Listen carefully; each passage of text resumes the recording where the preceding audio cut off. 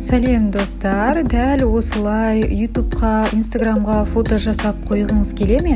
Онда менімен бірге болыңыздар. Ендеше кеттік.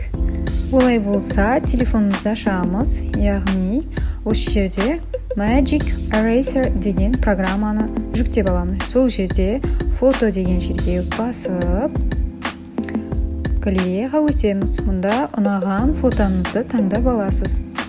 Яғни осы жерде оригинал деген батырманы басып, жоғары жақта готово батырмасын басамыз. Міне, басқан жағдайда осылай сізге жаңа терезе ашылады. Төменде мұндай өшіру ластигі бар. Яғни стереть. Оның төмен жағында міне 20%, 30% деп, ол сіздің осы фотода өшіретін жердің, яғни мөлшерін көрсетеді. Осы жерде міне осылай үлкен ластикті таңдап өшіруге болады. Өзіңізге қажетті деген фотоны, қажет жерлерді ол жерді қалдырып, яғни басқа керек емес жерлерді осылай өшіреміз. Өте ұқыпты болу керек, себебі сіз тез қимылдаған жағдайда бұл өшіріп кетеді. Сондықтан асықпай, әдемілеп, яғни әрбір жерін ұқыпты өшіру қажет. Және де төмен жағында 18-16 деген пайыздарды таңдап, суретті жақындата отырып, сіз әрбір керек жерлерді, қиын деген жерлерді осылай әдемілеп жақындата отырып сызып алуға болады. Осылай сызып алдық делік. Яғни бұны енді бұған шыдамдылық керек. Өйткені ұқыпты болмасаңыз, ол сіздің суретіңізді қиып түседі.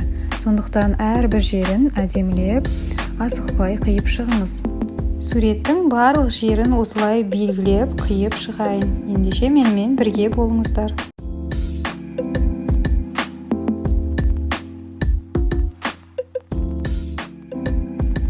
Барлық жерді осылай бояп шықтық делік. Яғни сізде осындай фото шығу керек. Артындағы фоны сұр ақ болып тұру керек. Және де бұның боялмаған жерлерін көруге болады. Төмен жақтағына көзге ұқсас батырманы басып, қызыл, қара, ақ фонға қойып, қай жерлер боялмай қалды, соны көру керек. Сақтау үшін жоғарын басамыз. Сізге осында екі таңдау беріледі, яғни сіз оның сұр түсін таңдайсыз, ақ сұр. Және изменить фон деген батырманы басамыз. Высокое разрешение. Сохранено. Құттықтаймын, сізде міне осындай дайын фото шығады. Фотоға кіріп, міне өзіңіздің фотоңызды көрсеңіз болады. Ал енді осы қиып алған фотоны инстаграмның историясына қоюды көрсетейін.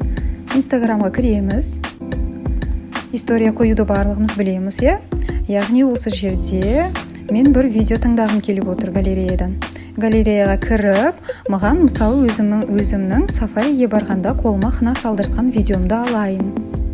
Енді осы видеоға өзіміздің қиып алған фотомызды қоямыз. Ол үшін инстаграмдағы фото қою батырмасын басып, сондағы қиып алған фотомызды таңдаймыз. Міне, фото қойылды. Құттықтаймын. Осылай фото қоюды бұрын соңды мен де қалай қояды деп ойлайтынмын.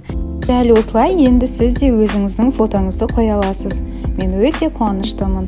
Ал енді осы видеоны өзіңіздің қалауыңыз бойынша историяңызды әрлеуіңізге болады. Бұл жерде мен осындай смайлик алдым. Ол өте әдемі, маған ұнайды. Осылай фотомды жылжыта отырып қалаған жеріне қоямын. Және де мен бір сөз жазғым келіп отыр. Мысалы, сәлем сафариден. Осындай сөздерді, смайликтерді әдемілеп қалаған жеріңізге қойып, әсерлі етуге болады.